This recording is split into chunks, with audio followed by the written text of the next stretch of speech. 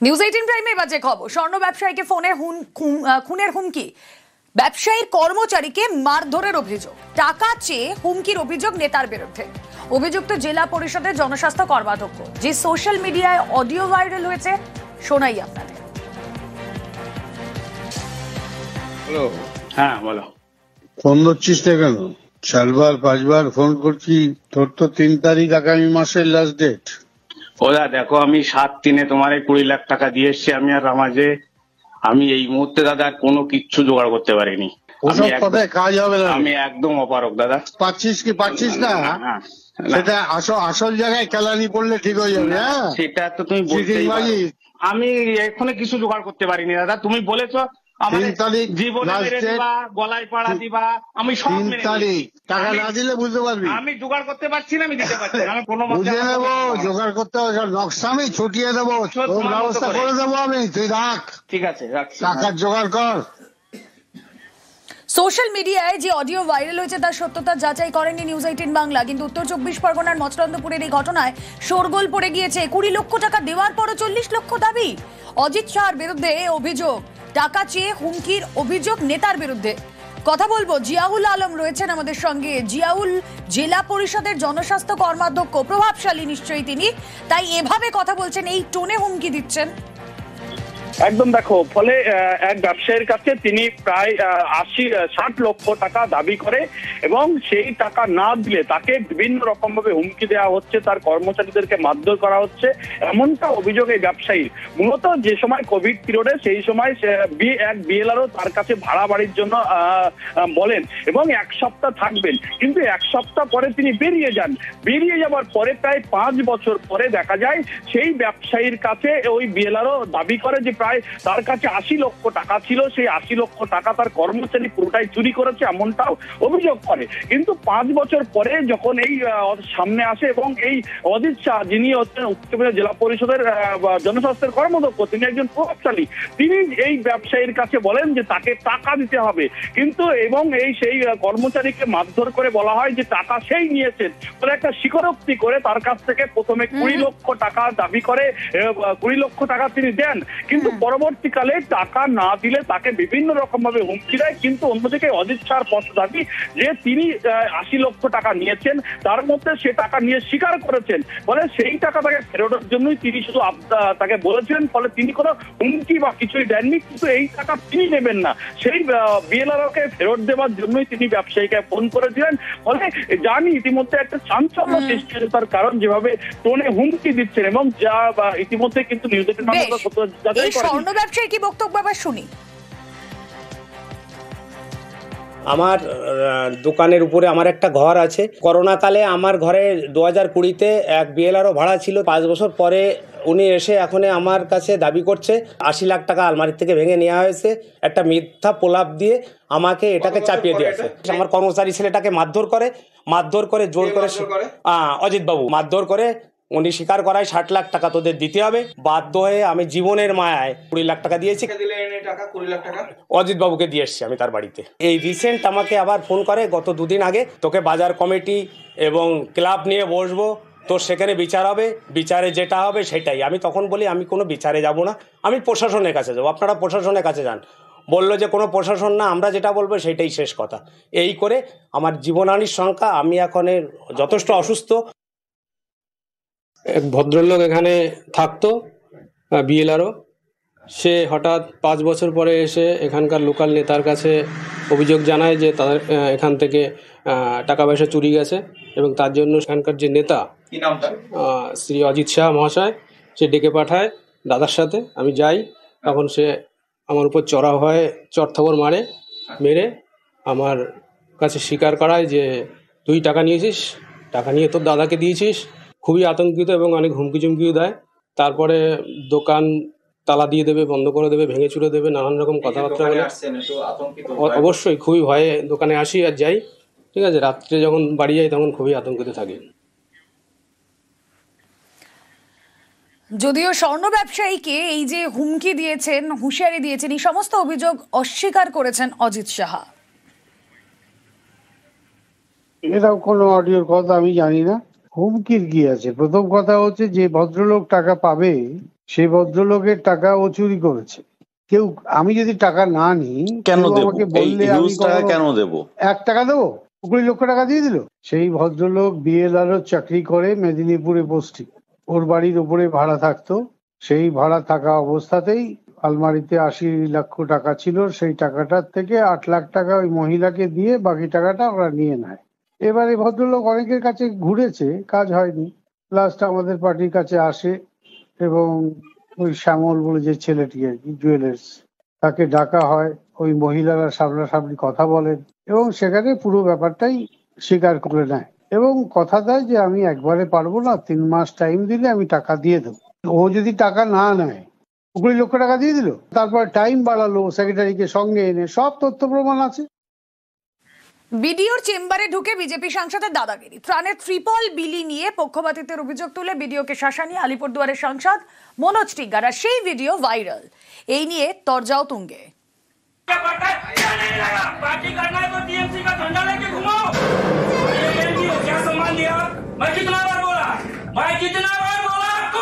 কখনো ভিডিওর দিকে আঙুল তুলে চিৎকার, কখনো আবার টেবিলে চাপড়। আলিপুরদুয়ারের মাদারিহাটের ভিডিওকে এভাবেই শাসাচ্ছেন বিজেপি সাংসদ মনোজ টিগ্গা। সেই ভিডিও ভাইরাল।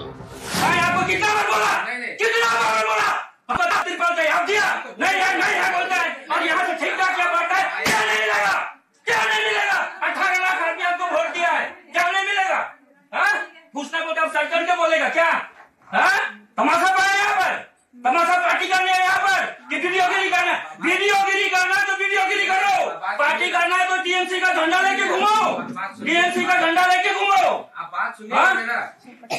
कोई बात नहीं सुनेगा।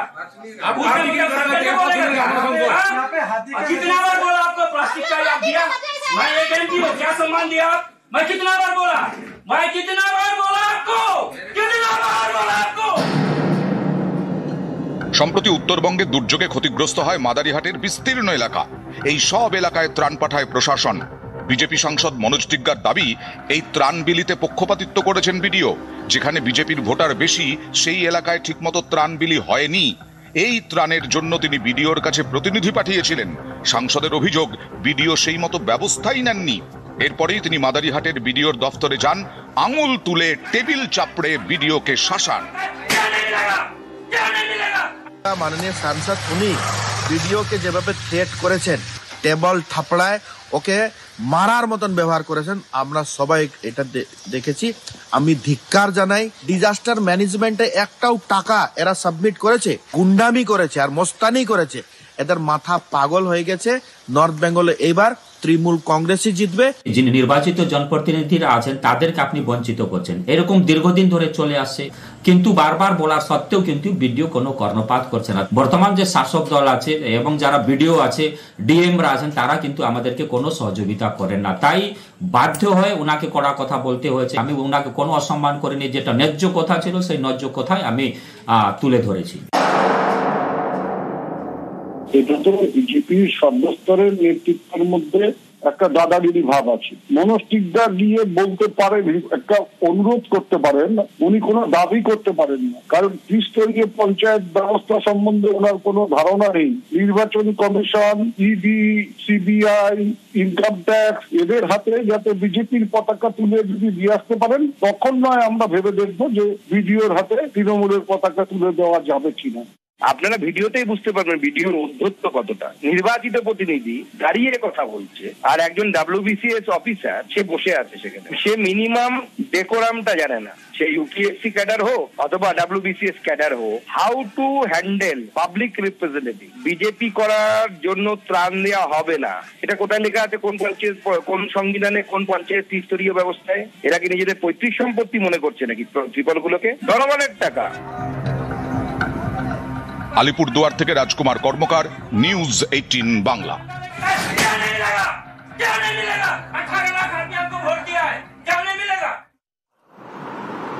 তাদের দেখা যাচ্ছে যে তারা বিপদাপন্ন। এই রাজ্যে এসআইআর হলে তারা বিপদাপন্ন হন। আর দিনহাটায় খায়রুল ইসলাম, তিনিও কীটনাশক খেয়ে আত্মহত্যা করার চেষ্টা করেছিলেন এসআইআর এর আতঙ্কে এবং উদ্বেগে। তিনি অবশ্য বেঁচে গেছেন, কিন্তু কতদিন বাঁচবেন খায়রুল্লাহ ভালো করে জানেন না। আমার নেত্রী মমতা বন্দ্যোপাধ্যায়